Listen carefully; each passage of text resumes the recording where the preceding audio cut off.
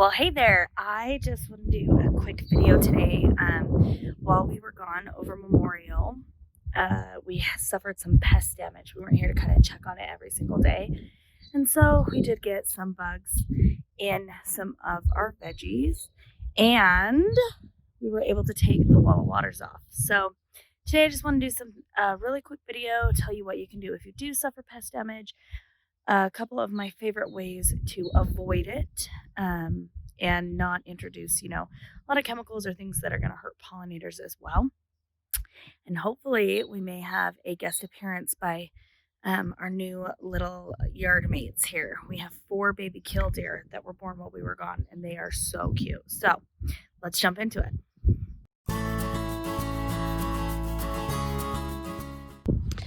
All right, so as you can see here, this poor eggplant got some bugs on it.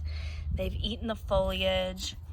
One of the reasons that this has happened is that these leaves were on the ground. So you can see this one here, lots of damage to it. But this clearly is an insect that has eaten it. Now the good news is this plant has really bounced back. You can see all of this new growth on it. And if the plant didn't have new leaves like this at this point in the season, it would probably be a tear out and start over. So I just wanted to go over one of the ways, a couple different ways that you can treat for this if you catch it early. The first, of course, is going to be prevention. So keeping these leaves up, eggplant will grow up onto a cage or a trellis, and if I hadn't had these in the wall of water, I would have kept them up off the ground. It's really easy for the insects to get in and do this kind of damage. So so step one, prevent it, right? Keep them up, always come out and do checking. Check the underside of the leaves, because that's typically where they are going to be hiding and nibbling from. Now, if you do start to see some of this damage, or one of the things I wanted to show that I noticed on some of my other plants were little tunnelings, and I treated pretty well last night, so I'm not seeing. Okay, so here's one right here. If you can see, I'm totally in this, but there are some little cracks, but then inside of these cracks something has come in and dug a tunnel. You can kind of see, where are we? Right under here as well. Little holes, and those for me are beetles. Let's see, right, that one right there is a good one, a good example. So when I start to see things like this, I know I'm dealing with some bugs, and you can see the 2 plants that are on either side of that pretty sizable hole are getting nibbled on and not doing well. So my favorite thing to do or to use is neem oil.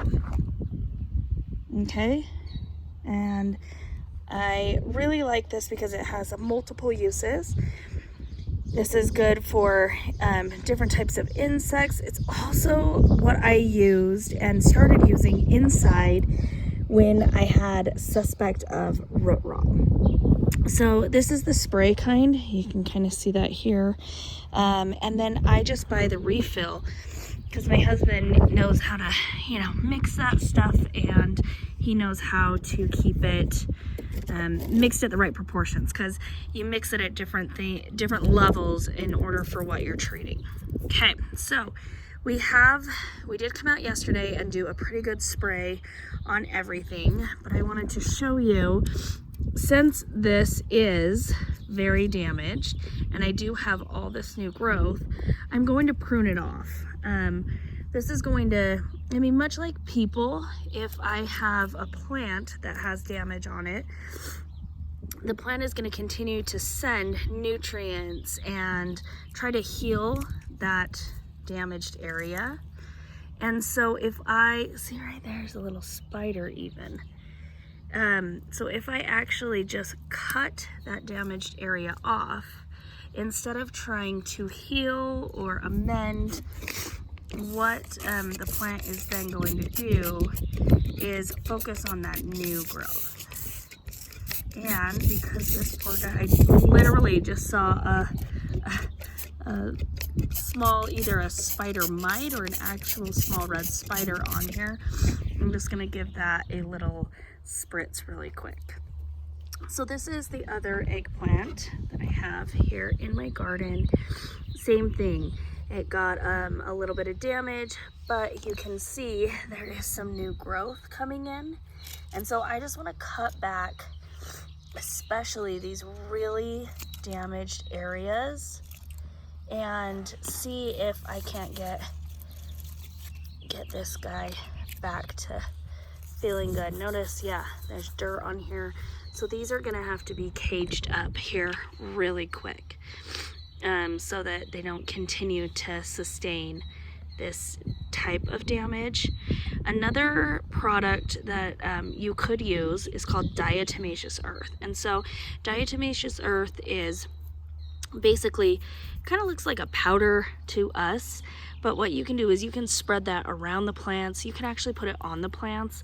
They have food grade diatomaceous earth that you can actually put into your food storage to help keep bugs and things like that out. It's not going to harm you, even if you ingest it. But what it does is basically it cuts up the exoskeletons of those insects and then draws the moisture out. So it basically cuts them up, dries them out, so they're not, they don't like bedding around your plants, and they certainly don't like feeding on them because they're going to be getting cut up as they do that. So that's another thing that you can just get. They sell it at the hardware store, absolutely chemical free. It's just a great way to add another layer of protection to your garden.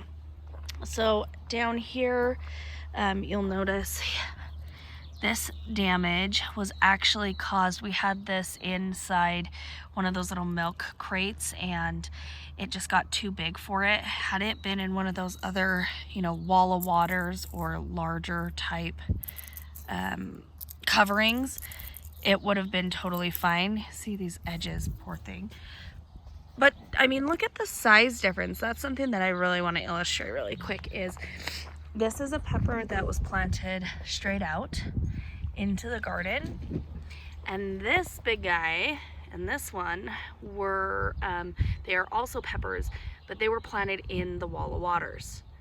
Okay, here's another comparison. Both these tomatillos, look at this guy, were planted out in wall of waters, and my other tomatillos that we just direct planted right here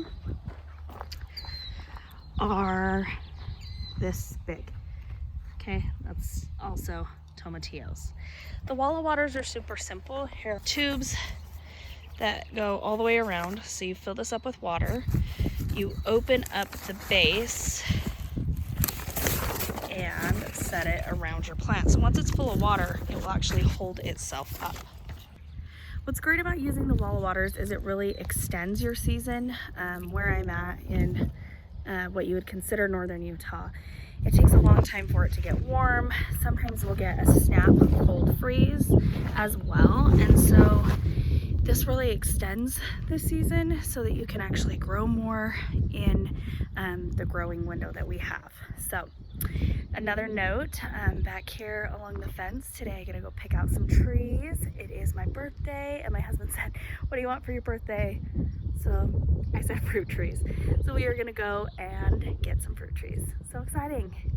Now let's see if we can get a video of our cute little yard mates.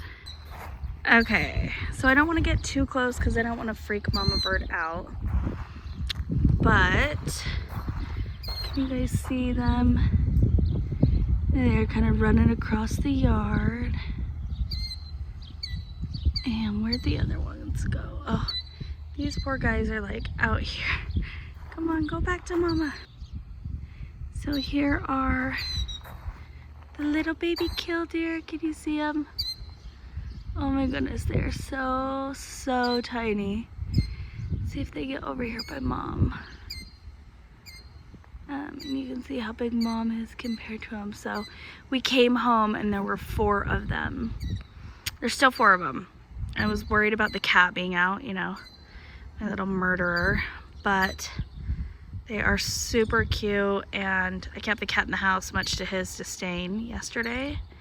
It's given these guys a chance, you know, to get established. So there they are, teeny tiny. I know they are hard to see, but so cute.